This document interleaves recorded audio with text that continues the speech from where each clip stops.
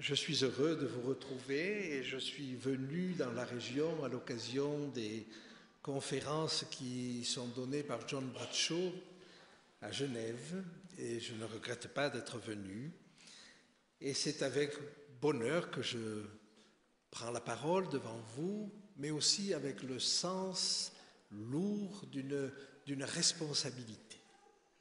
Alors, chers amis, chers frères et sœurs, chers auditeurs, ce que je vais vous dire est peut-être de nature à bousculer certains éléments, certaines pensées, mais j'ai aussi la certitude qu'avec ce que je vais vous dire, je n'ai pas épuisé le sujet.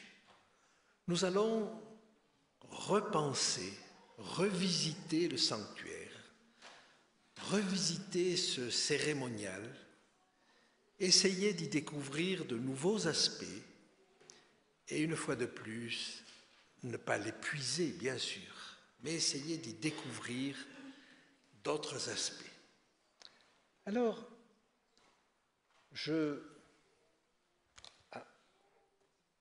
voilà.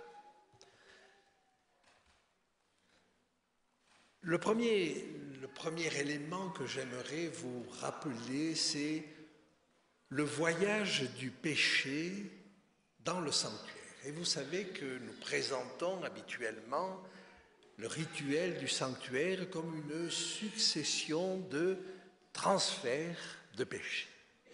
Alors je le résume très simplement. Le pécheur arrive avec son animal, le présente, confesse ses péchés sur la tête de l'animal et transfère ses péchés sur cet animal. Cet animal va être égorgé, c'est lui qui le gorge, et cet animal va mourir à sa place. Et cet animal représente bien évidemment Christ. Il va y avoir un deuxième transfert. Du sang de cet animal est pris et va être transporté à l'intérieur du sanctuaire. Alors il va être mis sur les cornes de l'autel, il va être aspergé sur le voile de séparation entre le lieu saint et le lieu très saint. Et puis il y a une deuxième voie qui se présente aussi, c'est que le sacrificateur va manger l'animal et va se trouver lui-même porteur de ses péchés. Et puis il va y avoir un troisième transfert. Alors que, peut-être même un quatrième, on va voir, mais alors que ces péchés reposent sur le sanctuaire, le jour du grand pardon, le jour des expiations, le Yom Kippour, deux boucs sont présentés et ils vont être tirés au sort. L'un pour l'Éternel, l'autre pour Azazel. Le sang du premier, puisque le premier va être sacrifié, celui pour l'Éternel, va nettoyer le sanctuaire. C'est là la purification du sanctuaire.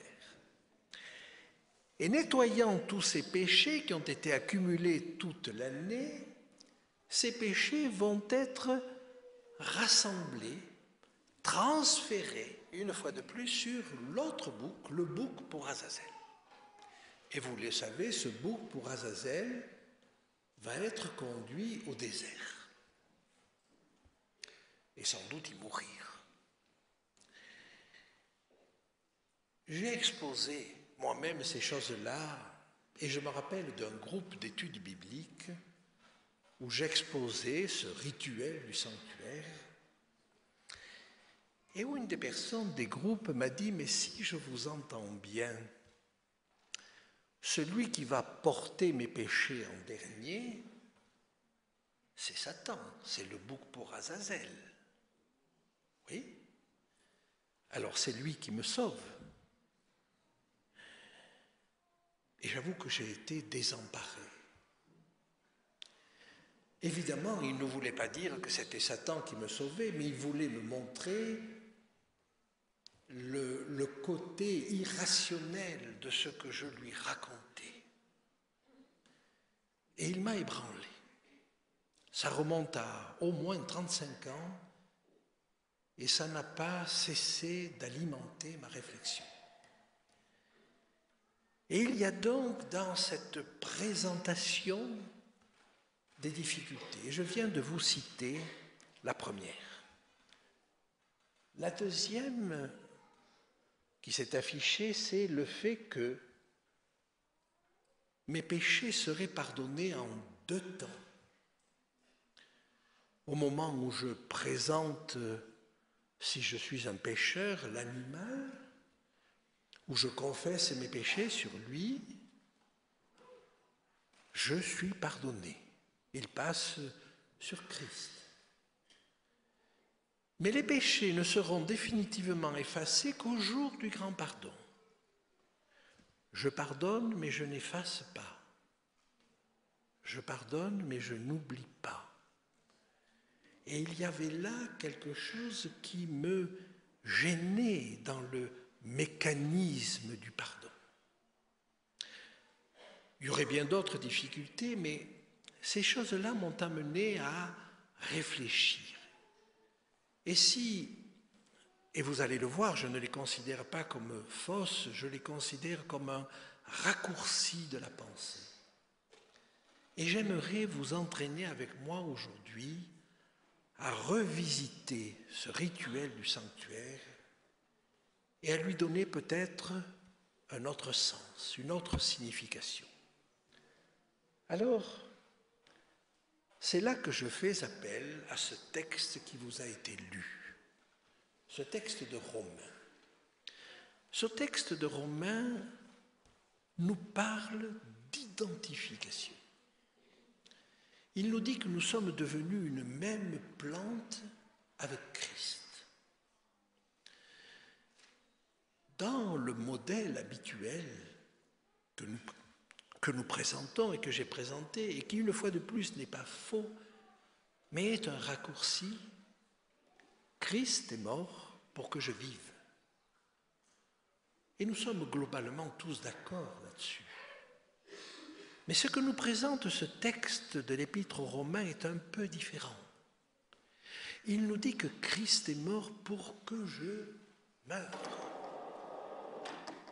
Christ est mort pour que je meure, pour que je meure au péché. J'ai été crucifié avec Christ. Mais ça ne s'arrête pas là. Christ est ressuscité pour que je vive à une vie nouvelle. Le résultat est le même. Christ est mort pour que je vive une vie nouvelle. Mais voyez que le mécanisme est un peu différent. La représentation mentale que l'on s'en fait est un peu différente. Dans le premier cas, nous sommes, Christ et moi, sur 2 plateaux de la balance. Christ meurt pour que je vive. Dans la représentation que nous fait Paul dans l'Épître aux Romains, Christ meurt pour que je meure. On est dans le même plateau de la balance. Et il vit pour que je ressuscite à une vie nouvelle. Et je vous propose d'appliquer cela, si vous le voulez bien, au rituel du sanctuaire. Alors, cela nous donne quoi? Eh bien, nous allons examiner les choses transfert par transfert. Nous allons parler du premier transfert, de celui de mes péchés sur l'animal. Cela se passe avec une imposition des mains. Et le premier élément sur lequel je vous invite à réfléchir, c'est le sens de l'imposition des mains. Vous avez certainement déjà vu, et je crois que ça aura lieu la semaine prochaine, une consécration. Et que ce soit une consécration de pasteur, une consécration d'ancien, une consécration de diacre, on impose les mains à ces personnes. Il ne viendrait à l'idée de personne d'imaginer que toute l'assemblée transfère ses péchés sur ceux qui sont présentés. Donc vous voyez que dans ce cas-là, l'imposition des mains a un autre sens. Et nous allons essayer, à travers quelques textes, de découvrir cela. Alors je vous propose de lire quelques textes sur l'imposition des mains. L'Éternel parla à Moïse de la tente d'assignation. Il lui parla et dit, « Parle aux enfants d'Israël et dis-leur, lorsque quelqu'un d'entre vous fera une offrande à l'Éternel, il offrira du bétail, du gros ou du menu bétail. Si son offrande est un holocauste de gros bétail, il offrira un mâle sans défaut, il l'offrira à l'entrée de la tente d'assignation devant l'Éternel pour obtenir sa faveur. Il posera sa main sur la tête de l'holocauste qui sera agréé de l'Éternel pour lui servir d'expiation. » Et vous voyez que là, il s'agit d'une offrande. Il n'est pas question de péché en l'occurrence. Mais la personne qui amène cette offrande impose les mains. Il n'est pas question de transfert de péché, mais il est question plutôt de s'identifier à l'animal. C'est-à-dire que cette offrande qui est faite à Dieu, elle représente mon offrande, elle me représente moi-même. Et vous retrouvez la chose pour d'autres éléments, par exemple pour le sacrifice d'action de grâce. Lorsque quelqu'un offrira à l'Éternel un sacrifice d'action de grâce, s'il offre du gros bétail, ou mâle ou femelle, il l'offrira sans défaut devant l'Éternel. Il posera sa main sur la tête de la victime qu'il égorgera à l'entrée de la tente d'assignation, et les sacrificateurs, fils d'Aaron, répandront le sang sur l'autel tout autour. Il s'agit ici d'un sacrifice d'action de grâce auquel on impose les mains, c'est-à-dire auquel on s'identifie. Alors, j'aimerais peut-être encore continuer, mais j'aimerais vous citer un dernier texte qui se rapproche un petit peu de l'utilisation que nous faisons de l'imposition des mains. Quand les Lévites sont rentrés en fonction, vous savez qu'ils ont remplacé tous les premiers-nés d'Israël qui étaient censés être les dirigeants, les animateurs religieux dans chaque famille. Et au lieu de prendre les premiers-nés dans chaque famille, on a pris l'ensemble des Lévites. Alors cela s'est traduit par une cérémonie. Tu feras approcher les Lévites devant la tente d'assignation et tu convoqueras toute l'assemblée des enfants d'Israël. Tu feras approcher les Lévites devant l'Éternel et les enfants d'Israël poseront leurs mains sur les Lévites. Il ne s'agissait pas de transférer des péchés, en l'occurrence. Poseront leurs mains sur les Lévites. Aaron fera tourner de côté et d'autre les Lévites devant l'Éternel comme une offrande de la part des enfants d'Israël, et ils seront consacrés au service de l'Éternel. Et vous voyez là qu'il y a une identification aux Lévites, ou alors, si on veut parler d'un transfert de responsabilité. Non pas d'un transfert de péché, mais d'un transfert de responsabilité. Maintenant, si je prends quelques textes dans le Nouveau Testament, je vous en lis un. En ce temps-là, le nombre des disciples augmentant, les hellénistes murmurèrent contre les Hébreux parce que leurs veuves étaient négligées dans la distribution qui se faisait chaque jour. Les 12 convoquèrent la multitude des disciples et dirent « Il n'est pas convenable que nous laissions la parole de Dieu pour servir aux tables. C'est pourquoi, frères, choisissez parmi vous 7 hommes de qui l'on rende un bon témoignage et qui soient pleins d'Esprit Saint et de sagesse, et que nous chargerons de cet emploi. Et nous continuerons à nous appliquer à la prière et au ministère de la parole. » Cette proposition plut à toute l'assemblée. Ils élurent Étienne, plein de foi et d'Esprit Saint, Philippe, Prochore, Nicanor, Timon, Parménas et Nicolas, prosélyte d'Antioche. Ils les présentèrent aux apôtres, qui, après avoir prié, leur imposèrent les mains. La parole de Dieu se répandait de plus en plus, le nombre des disciples augmentait beaucoup à Jérusalem, et une grande foule de sacrificateurs obéissait à la foi. Ils leur ont imposé les mains, ils les ont associés à leur ministère, tout en leur transférant une partie de la responsabilité, celle de servir aux tables. Mais ça ne s'est pas limité à ça, puisqu'on a vu que on sait que Philippe, par la suite, a évangélisé, bien entendu. Donc, si vous voulez, il s'agissait de les associer à leur ministère. Et donc voilà le sens de l'imposition des mains. Permettez-moi de vous citer encore, je vais passer là-dessus, ce dernier texte. N'impose les mains à personne avec précipitation et ne participe pas au péché d'autrui, toi-même conserve-toi pur. C'est-à-dire qu'en imposant les mains à quelqu'un de manière irréfléchie, on s'associe à ce péché. Donc vous voyez, il y a là quelque chose qui relève de l'association, de l'identification. Et je voulais vous montrer cet aspect de l'imposition des mains. Alors si j'applique cela au sanctuaire, ça veut dire que l'animal qui est sacrifié, c'est une image de Jésus, bien sûr, mais il me représente. C'est moi qui suis sacrifié. Rappelez-vous ces textes, j'ai été crucifié avec Christ. Donc cet animal qui est sacrifié représente bien Jésus, mais il me représente moi. Que veut dire qu'il me représente? Que veut dire que je meurs si je suis celui qui amène cet animal?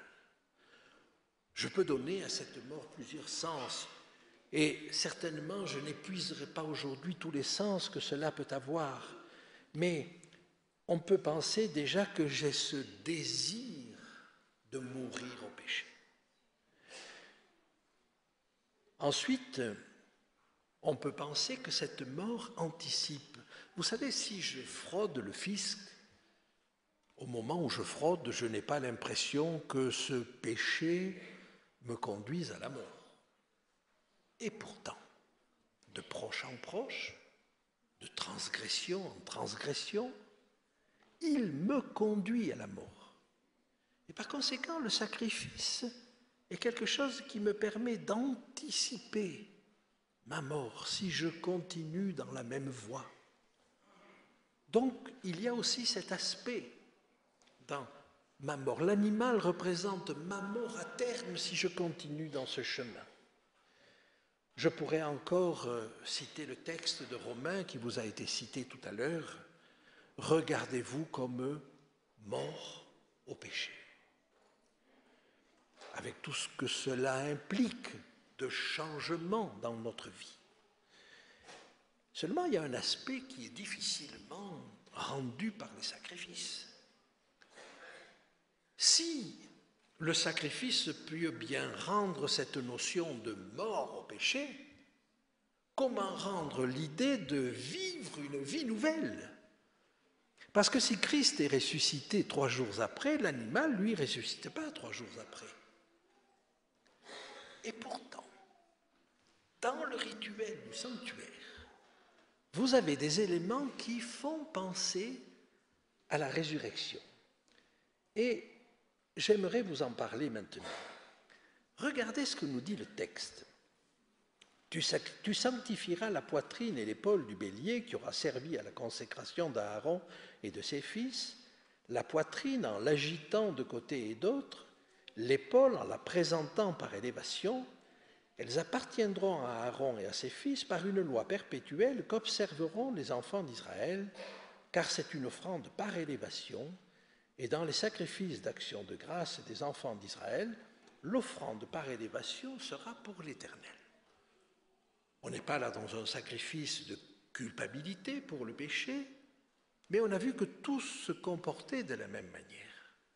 Alors, quelle était la signification de cette poitrine que l'on agitait?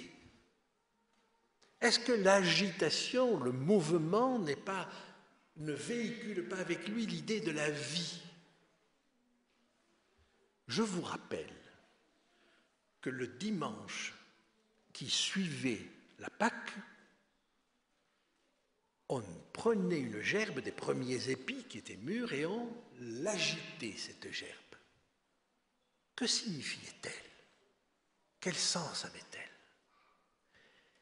Eh bien, le dimanche qui a suivi la Pâque, où Jésus est mort en croix, ce dimanche-là, il y a eu la résurrection. Et une poignée, une gerbe de croyants est ressuscité. Les rochers se sont fendus, les tombeaux se sont ouverts et ils sont ressuscités. Et ils sont apparus à une multitude. Cette gerbe agitée le dimanche, le lendemain du sabbat, était une préfiguration de cette résurrection d'une gerbe de croyants, de prémisse en quelque sorte. Et donc vous voyez que le fait d'agiter représentait bien la résurrection. Et le fait de présenter l'épaule par élévation. Mais est-ce que ça n'était pas une évocation de la résurrection aussi, cette élévation? Et vous voyez que dans le rituel du sanctuaire même si l'animal ne pouvait pas ressusciter, on avait des éléments pour nous montrer que l'objectif derrière, c'était la résurrection.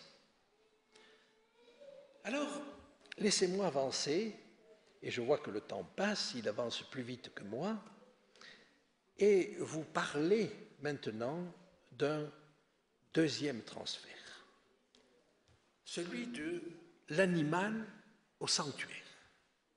Du sang était porté à l'intérieur du sanctuaire. Qu'est-ce qui était véhiculé par cette idée-là? Je vais retenir simplement une image.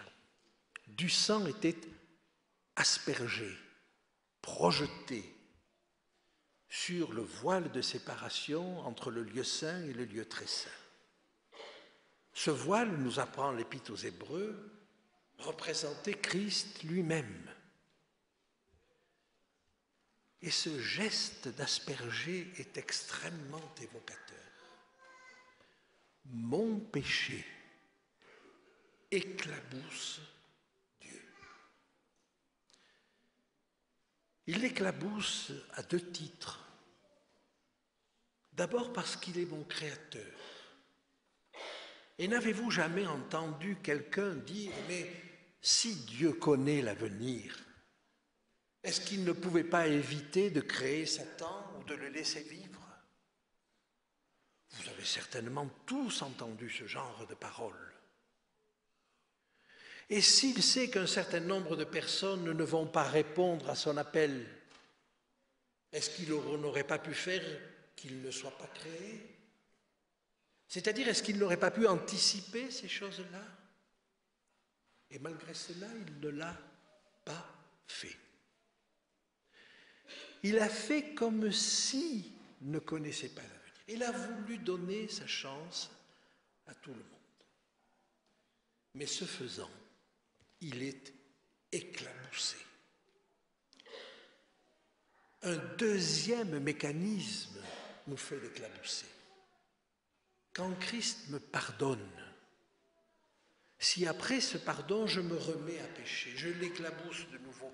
Quand un juge relâche un coupable, et que ce coupable, et je pense en particulier à toutes les affaires de délinquance sexuelle, quand ce coupable se remet à commettre des crimes, bien sûr on le reprend, on le remet en prison, mais est-ce qu'on n'accuse pas le juge qu'il a relâché trop tôt?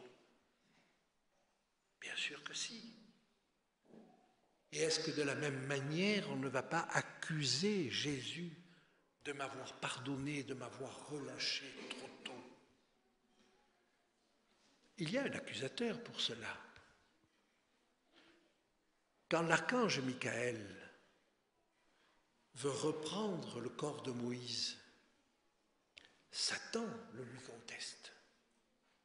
C'est-à-dire que dans son pardon à notre égard, Jésus se trouve contesté par l'accusateur des frères, comme il est appelé en Apocalypse 12.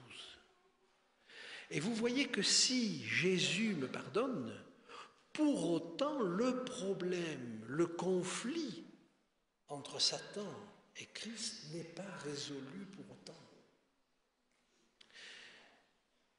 En somme, Christ accepte, Dieu accepte pour un temps d'être considéré comme co-responsable parce qu'il m'a créé ou parce qu'il m'a pardonné.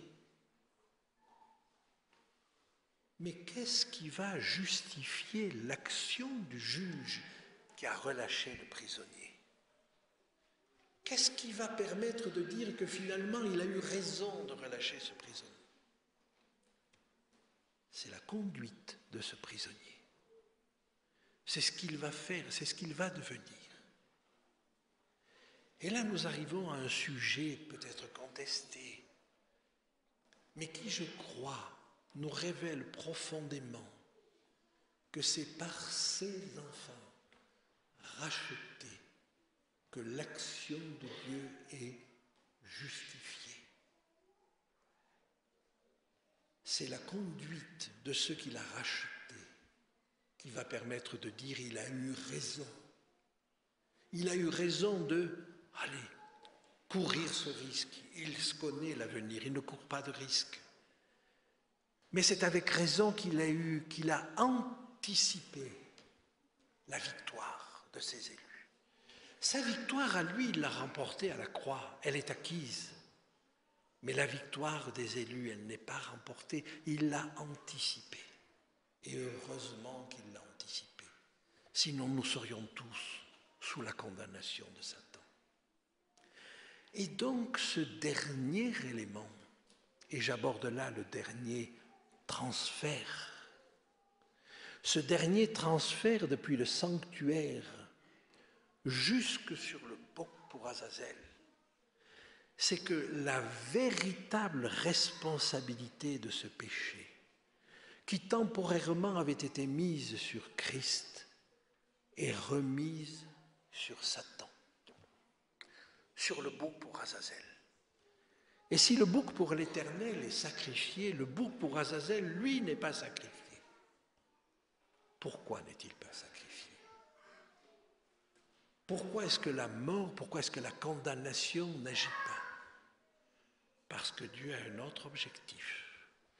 Et j'aimerais vous lire pour cela un dernier texte, et je vais passer assez vite. Un texte qui se trouve dans Ézéchiel.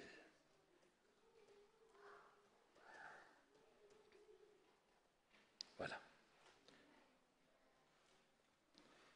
Par la multitude de tes iniquités, et c'est un texte qui s'adresse indirectement à Satan, par l'injustice de ton commerce, tu as profané tes sanctuaires.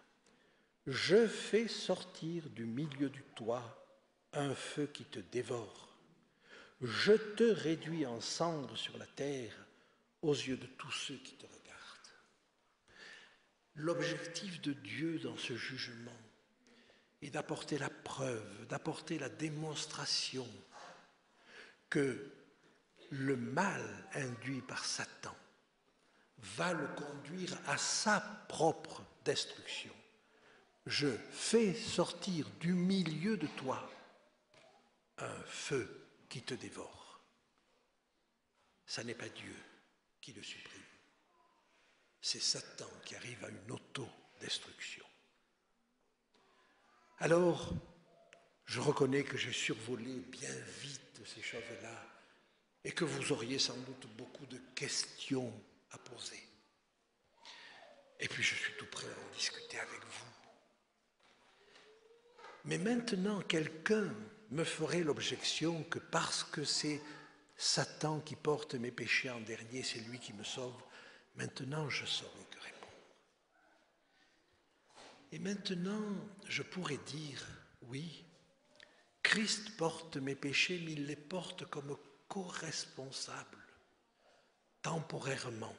Il accepte d'être vu comme un co-responsable, parce qu'il m'a créé, parce qu'il m'a pardonné. Mais la véritable responsabilité, elle va retomber au bout du compte sur Satan.